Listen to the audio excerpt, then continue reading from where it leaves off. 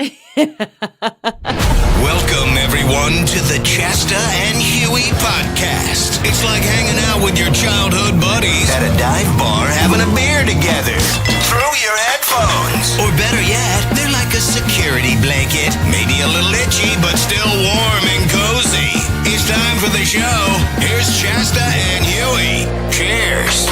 Cheers! Cheers! I need to put down the coffee, actually. We're going to put that back over there. That is too much for today. How we doing, brother man? I have to pay attention to where I'm at on screen because we're live on YouTube. Okay. We're live. Where are we live? What's happening? So I'm let me check this is all working because like this is all like brand new platforms. I'm trying to make sure that we're I got an alert. We're live on Instagram. Whoa, we are live. It's blowing up. Okay. Yeah. Okay. Sorry. Yep. Okay, got it. Oh, it is. Okay, there it is. We are live working. on Instagram. Look Oh at my us. God. Wow. This is very meta. I got very it right. Meta on meta. I'm like an old man. Oh, I got it. We're Okay. such boomers right now. I love it. Okay, it looks like But we have to pay attention to where we are in frame because it's a skinnier frame on Instagram, obviously. Yeah. So is Twitch going? I think we're on Twitch. I don't know anything about Twitch. I'm gonna. Oh, there we go. Doesn't even exist to me, so I'll just trust you on that one. We're on Twitch right now too, I guess. Yes. Look at that. My Twitch debut, everybody. We're on all the platforms. So right now. So yes, Chasta and Huey on YouTube, Facebook, Instagram, and Twitch, the four. I'm out of freaking. I hate the stupid webcam. The webcam always makes me. It cannot focus on me. I guess I'm just too ugly for the webcam. It's like no, bitch, we're not going with you. Okay, there we go. Now I just can't move, which is not possible. How are you, my brother? Chasta and Huey back at it. The podcast. We have taken several weeks off for a very, very good reason. I have missed you so much publicly, although privately we still, talk and text every day. But fill everybody in and let everybody know what's been going on in your life. So Chasta just mentioned, we're back after few weeks off, hiatus. Unfortunately, there's a good reason for that. So, my dad passed away about 3.5 weeks ago now. So I mean, with that, you're losing a parent, your whole world's turned upside down, and it's been a lot of stuff to deal with. I mean, real talk, just so much going on, emotions, planning stuff. It's really been chaotic, and I knew I've been missing to do the podcast because this is one of my highlights of the week. This is where we let loose and have fun and let loose and talk about stuff and have fun, and it's something I've been missing because I feel like I've been busy doing so many other stuff here behind the scenes at home. It's I need my creative outlet. I'm missing that. So I've been itching to get back to do this with you. So I'm glad we're back doing this and back on track. Just because on a side note, I feel like we were getting a lot of momentum. We've been posting clips on social media. I've been trying to averaging twice a day for the last couple of weeks leading up to that before our hiatus. You're kicking ass. Yeah, thank you. But one of our clips really took off. It was on Instagram over 100,000, and my TikTok it was a lot as well. What? I didn't see that. Yeah, the one about the sex toy. Of course. Yeah. You talk about sex toys and it goes viral. Yeah, we learned that lesson. Let me check where it left off at. It was really blowing up, and I was shocked. Oh my God, on Instagram it's 583,000. Over half a million. Just you read a Huey Help question about a sex toy. Stop. So that's, oh my God. That's just funny. Instagram. So let me check my TikTok. Wow. I'm amazed. I'm going to take this moment to say to you, a few things I want to say to you, but number one, while we're on this topic, thank you for doing all this work because I want to make it clear when it comes to the promotion of this bitch, it's all you. Thank you. You really take the lion's share of the work on that, which is a whole other job. And just on my TikTok, it's over 175,000. So we're so crazy. Almost 700,000 just for that one. Wow. I haven't checked our let's see, our YouTube page. Let me see. Wow. Let me check here if that has. I don't know that we need to just sit here and I do know this live and brag about ourselves. But no, it's just please follow us on social. I'm gonna get back to posting clips, just highlights from interviews, highlights from the podcast, all that good stuff. So you can get Chasta and Huey all throughout the week. So, no, but thank you. You. And you were welcome. on a roll, and you'll get back to it. But when this happened with your Yeah. father, God rest Daddy Delmore's soul. We've told a lot of Daddy Delmore still, and his real name is Tom, by the way. Thomas. But we've told a lot of fun stories, and I think given people kind of like highlights and glimpses into what it was like to hang with your dad, and he was so awesome. But when that happens, like everything just goes to the wayside. Like you I'm sure realized how quickly nothing else matters in that moment except that. Like you and Tommy, your direct family in that moment. It's like so over the last 3 weeks, a lot has happened behind the scenes. And if it's I've been obviously very silent on social media as well, just because I was focused on so much stuff and just using that just to promote or let people know about my dad's stuff and service and obituary and all that. But yeah, and I'm all for talking about this. I'm me, I like to over communicate on my live and whatnot. And it's like, I'm all about sharing and just being relatable, and hopefully people can relate to what they've been through, what I've been through. And it was a lot. Like I said, the first few days, I was just still in shock. Like I had the initial, like I was crying. I mean, I'll keep it real. I found my dad already gone, and trying to, process that. Get him, trying to make him get him live again, like call 911 and trying to do the chest compressions. It wasn't working. So the next few days, like just that image of finding him, I couldn't get out of my brain. Like I was just like, I couldn't really sleep. It was just like stuck in my head. And I'm so sorry that happened to you. I'm so sorry it happened in general, but it to happen that way, just, I mean, it's plainly said, it's shitty. It really sucks. And I'm so sorry. And then, like after, I do want to shout out Alameda staff here, as far as, the paramedics, the police, and the coroner. Everyone that came to our house that night was very helpful, very accommodating. And so, yeah, just then that initial like crying, but then it's like, I have to start letting family know. So I'm like trying to contact his siblings, my aunts and uncles. They all came over. Some other people came over the house, and it was just a lot to process. So it's like the next few days, and then it's the start of the next week, because it happened Friday evening. That Monday, it's like, okay, now you guys start to go into planning mode. It's like you're dealing with this loss, just processing that someone that you love is no longer in your life anymore. Now it's like, oh, you guys start planning stuff, and so it's like, where do we go? It's okay. There's a great funeral home here in Alameda, Alameda Funeral Home Cremation. I do want to shout out Harry Greer, the owner, and his wife Rosa. Amazing people, very helpful. He actually, I believe he worked at my mom's funeral 24 years ago. It's been a family business.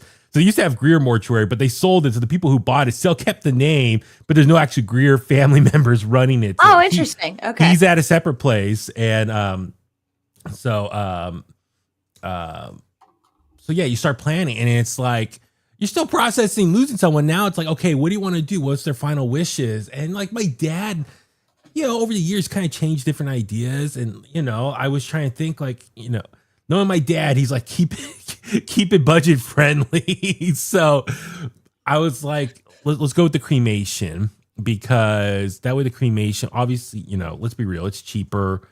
But then also I was thinking more just like, with his ashes, I can do stuff with it, like keep him around in some capacity. And then we can make something. I feel like where we're at, like in the last couple decades since my mom passed, the world's really evolved with like death and like ashes and cremation and what you can do with it. You can kind of be more creative with all that stuff. Sure. So I was like, let's go to cremation, and then like we could do something with it. And then like the remaining ashes we can bury with my mom out in Hayward. So that's the thing. Like my mom, that whole week was such a blur. I was 18. Yeah. So much going on. We bought a plot in Hayward at the cemetery out there. Got the headstone.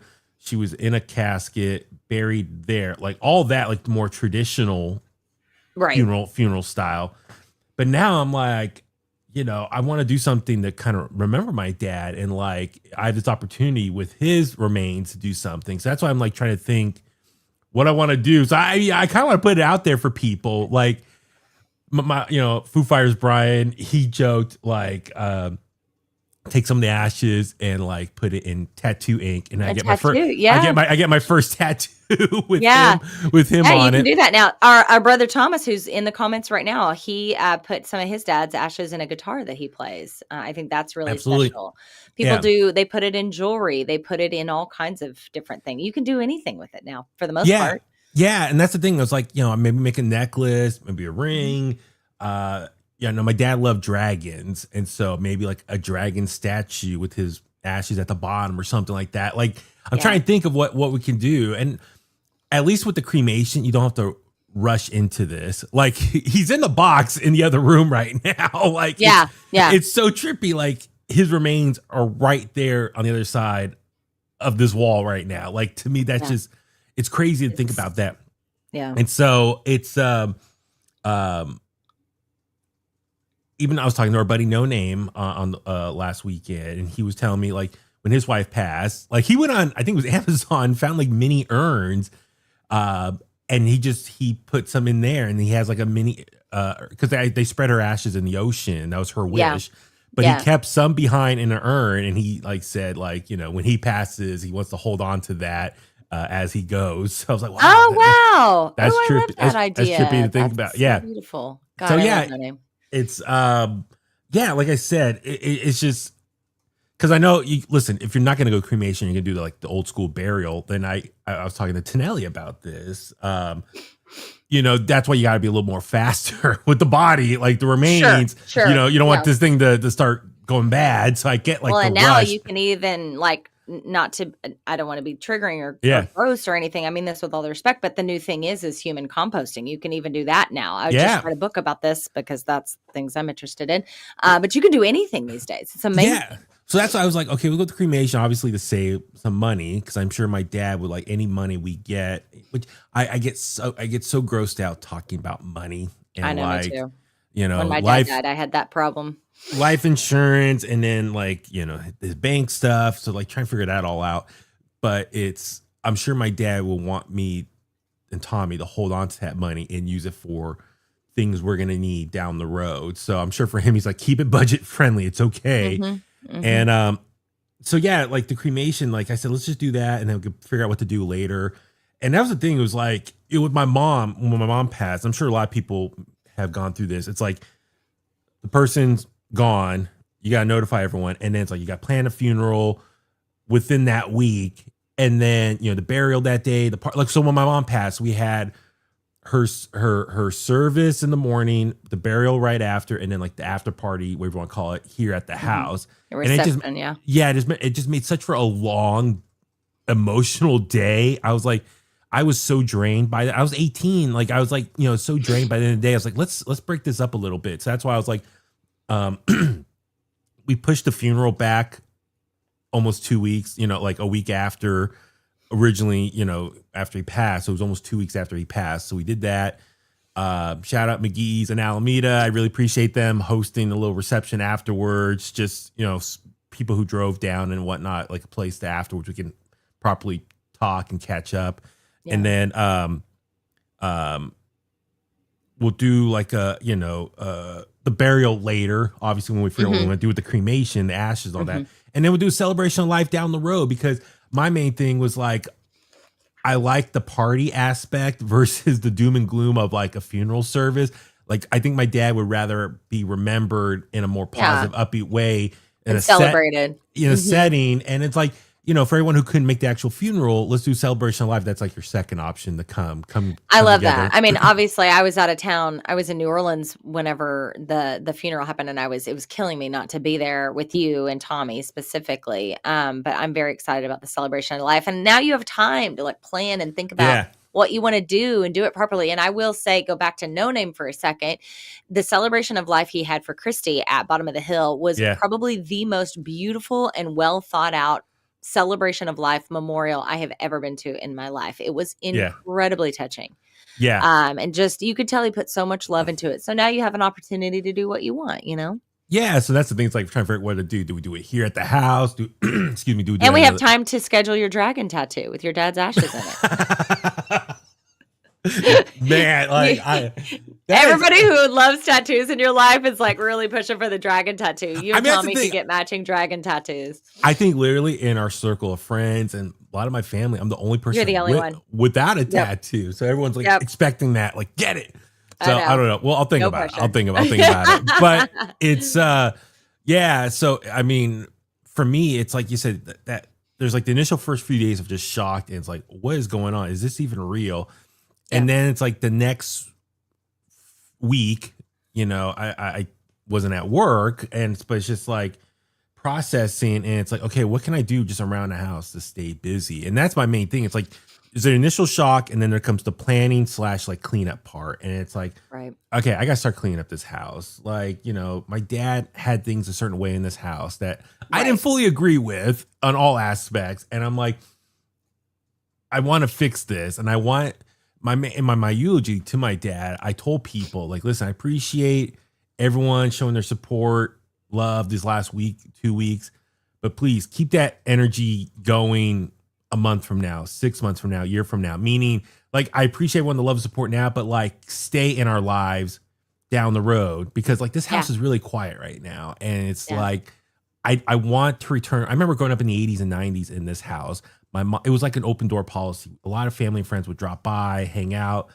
a lot. And like, it just felt very lively here with the vibes and the energy. And I want to bring that back. So obviously that's why I want to get the house organized and get it together and like have people over, have barbecues, you know, someone's in the neighborhood, drop on by. I said in the eulogy, just text me a heads up so I can make sure I have pants on when someone comes in.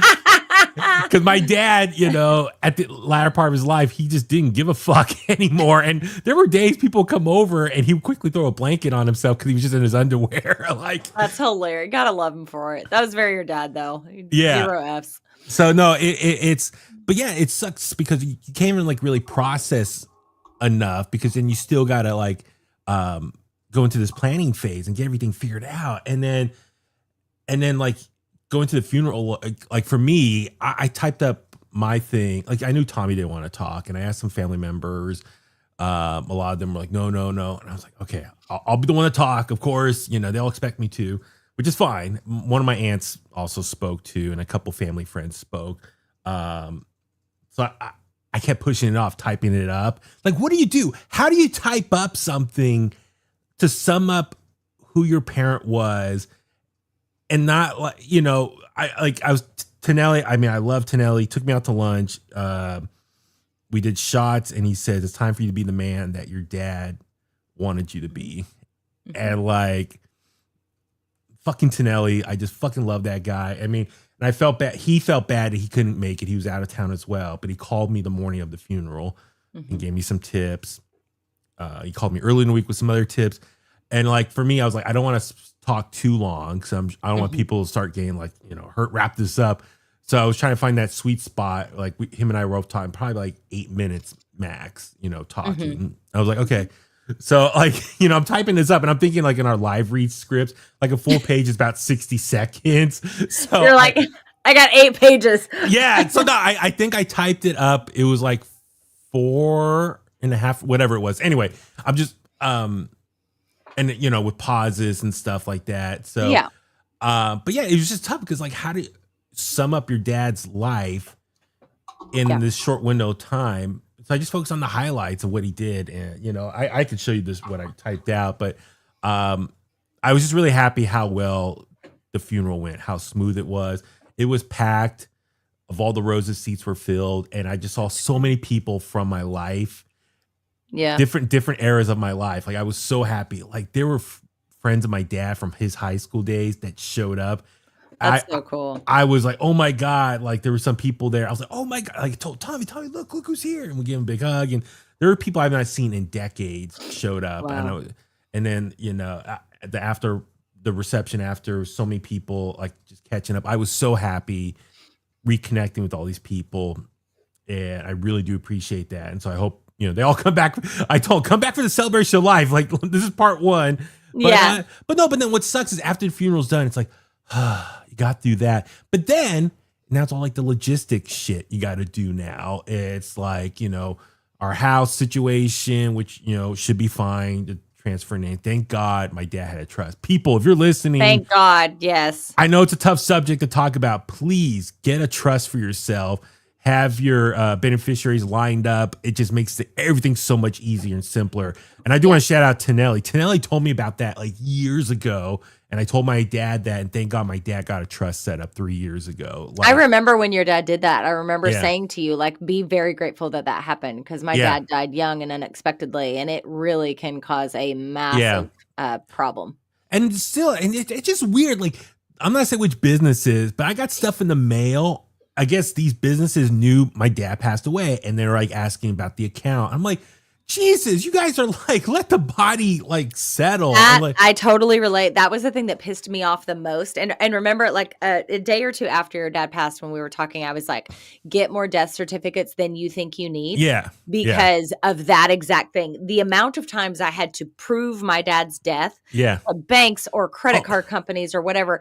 Look, I know they're just doing their job. That's part of what they have to do. But my God, it pissed me off every time. I remember just losing my absolute shit to a couple of poor women on the phone that I was just like, lost it. Well, but it's tough. Yeah, like I try to schedule like a garbage pickup with our local company, and they type in our address, and they're like, we need Tom here, and I'm like, no, that's my dad, passed away 3 weeks ago. That's why I'm calling you. That's why I'm here. And he's like, okay, we need a death certificate. I'm like, all right, I'll be back. And so thank God I finally got a text on the weekend from the funeral home. The death certificates finally came in. So now I can kind of get the ball rolling on this stuff. Cause like, I feel like I've been like in this limbo area of my life. Like I can't get things going until I have that death certificate.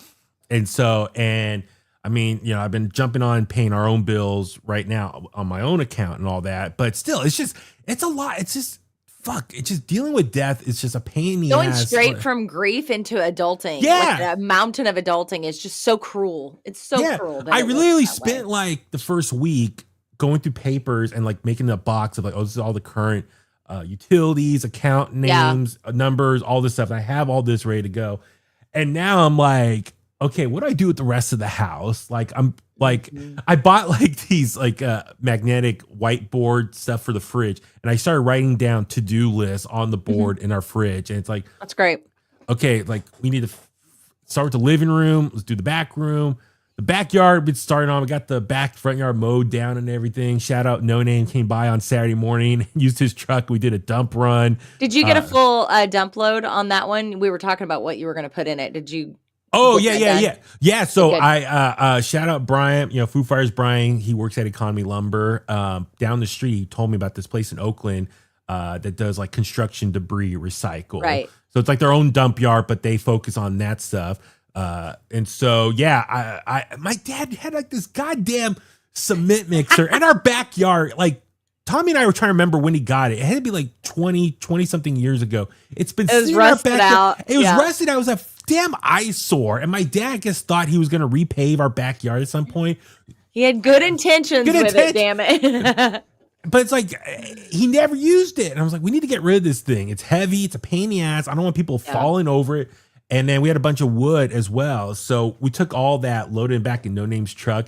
And shout out. So the dump, it's like up to 500 pounds. It's $60. We were at $420. So it worked out perfect.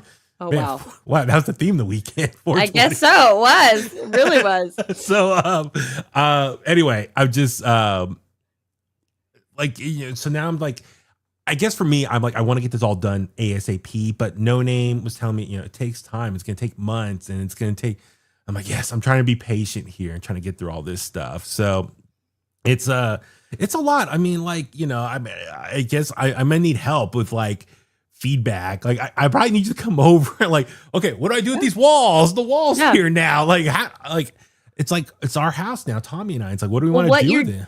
Yeah, what you're dealing with is you're in a generational home, right? So like your parents grew up. Was it your mom's Mom, home? Your my mom grew mom up in moved that it. home? My grandparents bought this when she was 4. So my mom Right. was here. So Yeah. your grandparents owned it, then your parents owned it, and now it's your house, you and Yeah. Tommy. And so we talked privately about it, like this is your time to make it your own and to grow Yeah. into this, and your dad would want that. He would want you to change it. Well, he probably wouldn't, knowing him, but but in theory, let's go with Yeah. the theory. Yeah. He would Yeah. want you to change it. No, I'm kidding. He would want you to like grow into it and let it represent you and Tommy and your lives now and what you're going to do moving forward. So it's a really Yeah. beautiful thing, and take your time and decide, Yeah. what you want it to be. It'll get there. It doesn't have to be overnight. And we'll all be there to come celebrate and barbecue and do all the things with you. Last thing I'll show you in our house, like I Yeah. have all these posters ready to go, like Back to the Future, Green Day, MXPX, just name a few. So you've had a lot of that stuff for a while. You've been Yeah. kind of curating these things for quite some Well, yeah, time. I got and now all you can do framed. something with it. Yeah, I got all framed a few months ago. And so anyway, I'm just like, I'm trying to be optimistic, but it's like, okay, it's just weird because like I said, the house is so like quiet now. It's like I've been getting up in the morning and open up the windows or the blinds, I should say, turning on the TV. So there's some like noise in the background. And it's like I was like, okay, what else can I start doing here? And it's just like, like I said, just quiet. And it's just like, okay, what is like the new normal in this household now? Like, Well, and it's very different too, because part of the story that you're not, focusing on, because you don't like to give yourself credit, is you've really taken a lot of care of your dad over the years. Yes. Yeah. Your dad's health has not been great for the last, 4 years, then the hip replacement 2 years ago. And then he's been through a lot. And so like, not only does the house shift, your life and your priorities shift. Your whole apple cart got turned upside down. Yeah, that's what I was gonna say. It's just kind of weird because like now I've like it's. I wish my dad was still here. Don't get me wrong. I miss him here, and, but at the same time, he's no longer in pain anymore, and I'm trying to look at the silver lining. And it's like, whoa, like my schedule's now really opened up. Like, at the spur of the moment, Tommy and I can be like, oh, we need something at the store. Let's just go. We don't need to worry about like making sure dad's okay, or I need to go somewhere. Like, make sure dad's okay, all situated before I leave the house. Like I can just drop everything and go and be more spontaneous. And I feel guilty though. Like I feel guilty like this new chapter in my life, because like I feel this sigh of relief of like the stress of helping my dad. But I feel guilty, like I'm like feeling relieved. And I'm like, that's like, so normal. That's so the mental normal. And that's I do, and I saw a roller coaster though. It said May is Mental Health Awareness Month, and like I'll be honest with you, I was gonna tell you this privately, but I'll say it on here. Like I definitely want to get some therapy. Like you should. I never did that with my dad's death, and I never did with my mom, and like now I definitely need with after now losing both parents completely. Yeah. So you definitely should. And even with my dad's health, what I told you privately, what he went through emotionally, losing my mom, having his own cancer battle 2 years later, losing his job early before he could retire. I'm sure that emotionally was a lot of him, and just what his self-worth was. The stress, and then obviously, his stomach removal surgery 4 years ago, his hip replacement 2 years ago, just his health declining, quality of life changing. I'm sure all that combined, and just the stress to make sure we're okay as kids. Sure. Like mental health, I'm sure my dad's mental health was just all over the place. And he's an old school guy, that OG mentality of like, you go through something, you just go through it, you push it down inside, and you keep going with your life. You deal with it. Rub some dirt on it. That kind of mentality. Just keep going, keep pushing. Which I feel like, I understand. I came from a place like that too. I understand that. And I feel like mental health has only become more normalized in the last 10 years? Maybe? Oh, definitely. And so I definitely, want to preach, mental health, awareness and taking care of that. I think that's why I'm so used to like just talking about my stuff, because, going through so much, I just need to talk about it. But now I realize maybe I should seek some more professional help with that. So it's a lot to like, process still. So like I said, it's all these emotions, and it's like, and get back to work and still, function as a normal person in society, all that stuff. It's just a lot going on. And so I told people like, if I don't respond right away, please give me some time. Like I'm trying to like take care of shit around the house and all this stuff. So it's a lot. It's a big burden to carry, and you're on an emotional roller coaster. And this journey, Thomas said in the let's take a couple of seconds to read some comments because there's some wise stuff in here. Thomas saying, "I'm with Chest on this. Give yourself some time and grace while you navigate it." And it's true. Also, Thomas, his dad had nothing set up, and it was kind of the end of our family. Oh, that's excruciating. It's a beautiful gift that your dad gave you. He's right. Scott, Scott, love you, man. That's tough. You'll transition over time and adjust. We'll be there with you. You've done well. Take care of yourself. It's important. Take out the trash. Do we know who take out the trash is? I can't see the little that emoji Thrashley? There. No, who is it? Is it Thrashley? I can't tell. Thrashley, if that's you, is that your handle on YouTube? I love Thrashley. After my grandma died, I bet it is because I know how much she loved her grandma. And I went to grief group therapy. Oh, yeah. And buried myself in music to process the all-consuming grief. It's okay to check out. Absolutely. I think that's group therapy is really, that's a great idea too.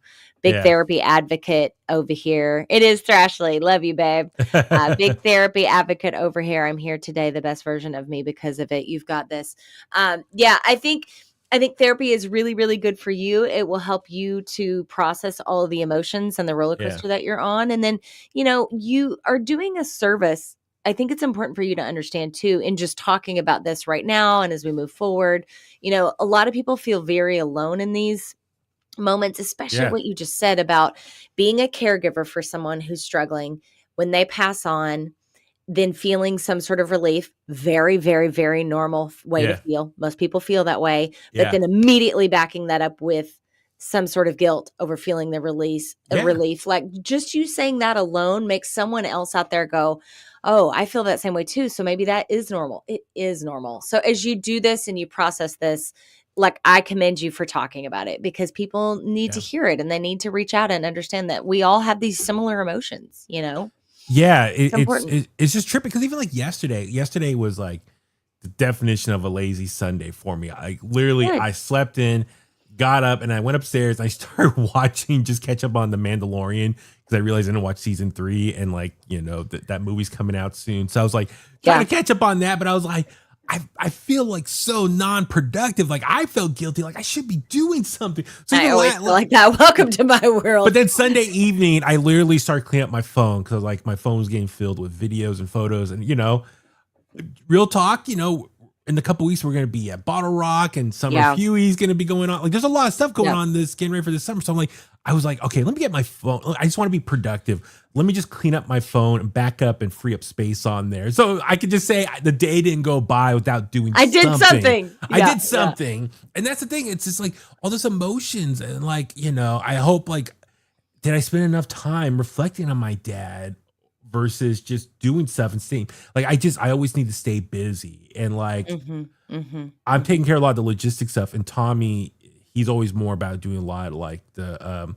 labor stuff. He's all for he was cleaning up the kitchen, the bathroom, it's so much to just process. And so I appreciate everyone helping out, love and support and reaching out. And it's just weird entering this new phase of my life of okay, really are homeowners or man of the house now, Tommy and I. And it's what do you want to do? You are a big boy now. I whether know. You like it or not. I mean, and thank you to everyone with all the DoorDash, stuff. I feel like I'm an expert on DoorDash now for the last couple of weeks. Honestly, that's, everybody wanted to take something off your plate. You don't need to be thinking about what am I going to eat? What am I going to cook? Make it magically appear. My friend Sean said, because, back in the day, if someone passed, people would bring over a tuna noodle casserole or lasagna. Oh, totally. But this is that version of that. This is your 2026 version. Your fridge is full with all this food that's going to go bad in a few days. Right. So it's it's a lot to eat. So I like the DoorDash aspect because I can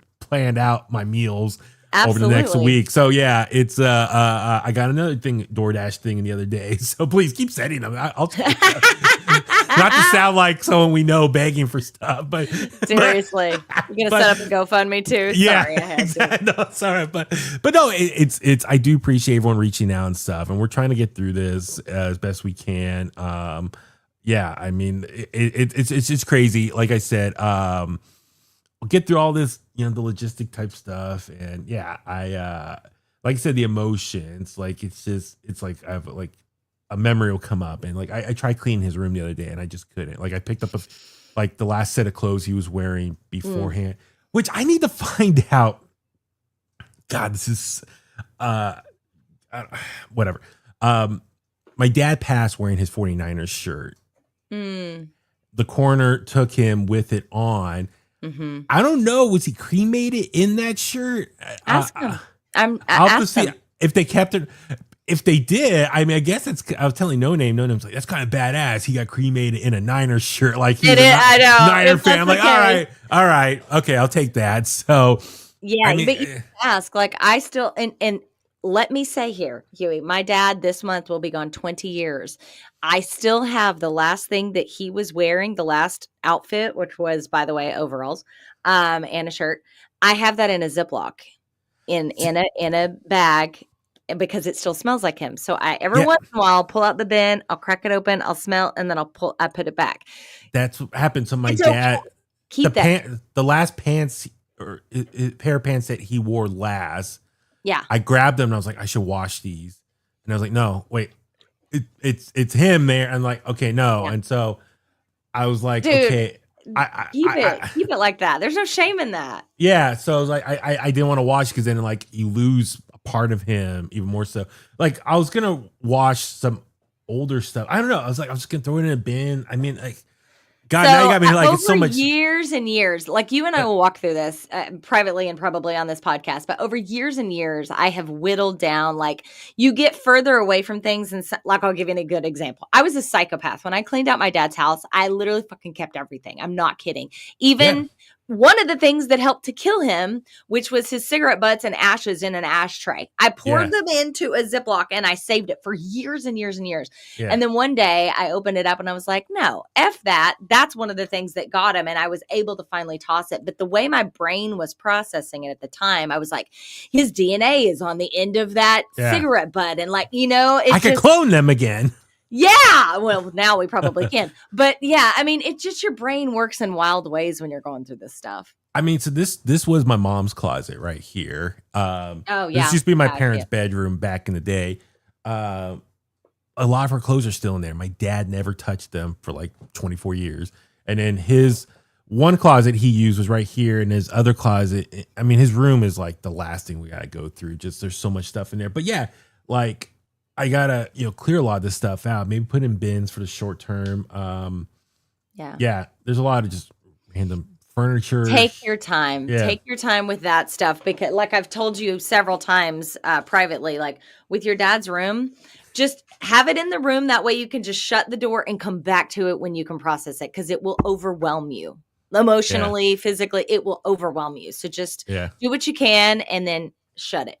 Take time, brother. You are loved. Yeah. Yes. Amen to that, Dan DeLay. Thrash, I took care of my grandma while she was dying. I had no idea what to do with myself after so much guilt. See, that's what I was saying. I just feel guilty, like enjoying myself. Because like this past Saturday night, I went to go see the cover-ups. Originally, I was going to go to see Wage War at the Fillmore, but they canceled. And then last minute, I was scrambling. Oh my God, the cover-ups playing. So shout out Chris Dugan from the Green Day Camp cover-ups drummer.